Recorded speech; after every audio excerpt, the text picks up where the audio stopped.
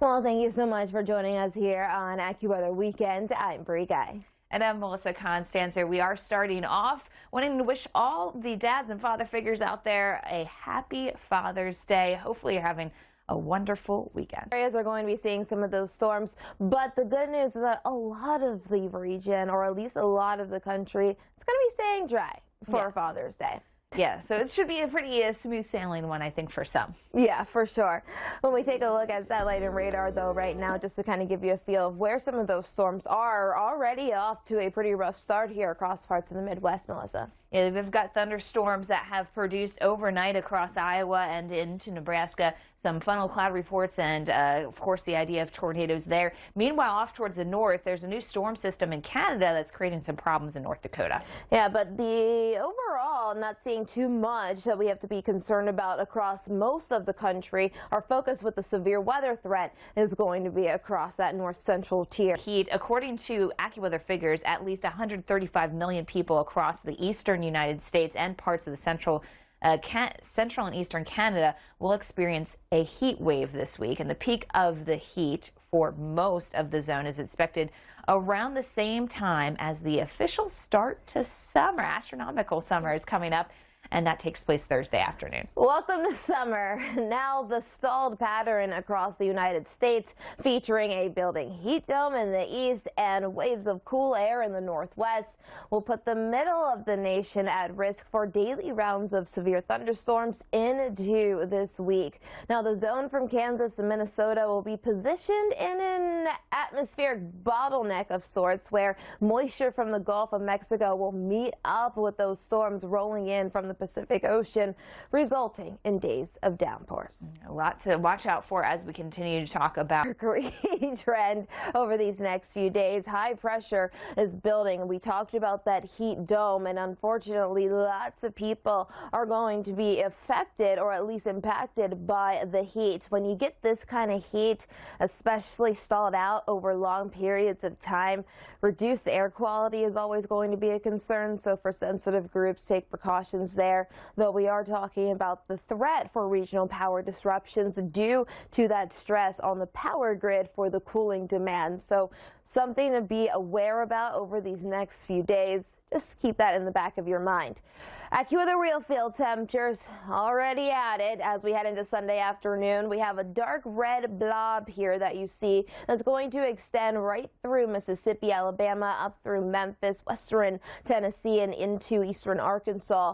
Those are where our AccuWeather real field temperatures are going to be soaring past that triple-digit threshold. Even a few isolated areas across South Texas, and even areas surrounding these areas in the lighter shade of red, still upwards to that 100-degree thresh mark. So it is going to be hot across the central U.S. and the southern U.S. today. But don't worry, it's warming up here across the northern half of where we are expecting that heat wave to build.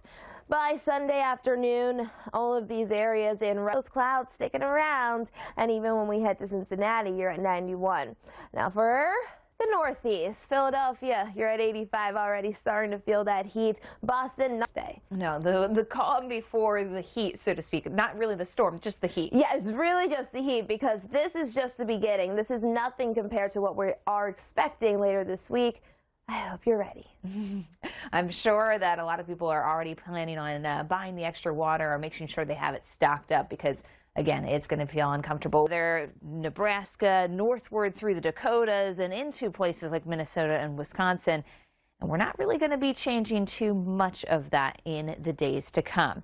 10 years ago this weekend, AccuWeather meteorologist and storm chaser Tony Laubach chased, of course, thunderstorms, as I mentioned, lifting a little farther north this year. And northeastern Nebraska today will see some of those strong to severe thunderstorms. I think what we're going to be concerned with, though, could be some very heavy rain as we head into the overnight hours here. This boundary continues to work its way throughout some of the upper Midwest, so we will have some showers and thunderstorms to contend with. But there's a new storm system coming into town across the Northwest, and this one is pretty potent. It's got a lot of cold air with it, too, which will mean snow in the highest elevations in the northern Rockies. But as it works its way east, the greatest severe weather threat will be through the upper Midwest as we head into Tuesday and Tuesday night, places like Minneapolis and Duluth.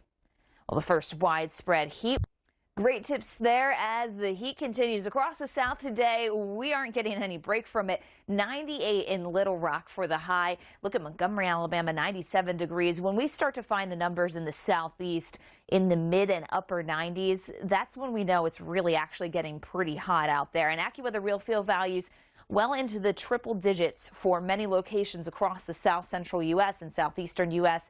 So we will be dealing with that uncomfortable heat and potentially deadly heat if you're not cautious. As we head into Monday, some showers, thunderstorms start to return as we get that moist flow coming in. So if there's any benefit, it means that we knock the numbers down through Texas and Louisiana, but we will have to watch out for the threat for some flooding in the upcoming. Well, you look at St. Louis right now, you're already pushing 80. High pressure is building. It is in charge, and it is showing its strength.